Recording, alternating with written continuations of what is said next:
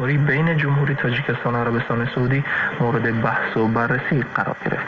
طرفین برای گسترش همکاری بین ساختارهای ورزشی دو کشور از جمله بین کمیته جوانان و ورزش وابسته دولت تاجیکستان و وزارت ورزش عربستان سعودی، همچنین کمیته‌های ملی المپیک، فدراسیون‌های فوتبال تاجیکستان و عربستان سعودی ابراز علاقه نمودند.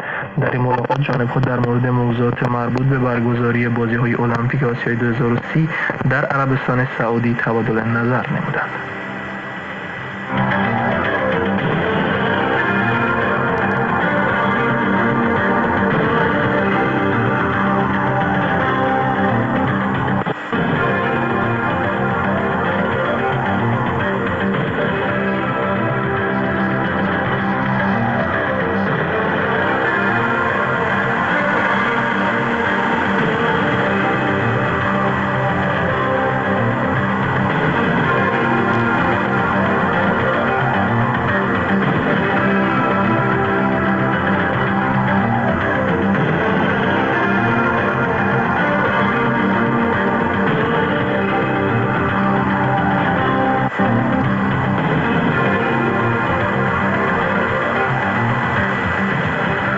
نشست معاونان وزرای امور خارجه آسیای میانه چین و افغانستان در قالب کنفرانس ویدیویی در موضوع تجارت رابط چین، افغانستان و آسیای میانه برگزار شد. به گزارش خبر به نقل از وزارت امور خارجه جمهوری تاجیکستان را در این نشست مظفر حسین زاده، معاون وزیر امور خارجه کشورمان، نمایندگی کرد.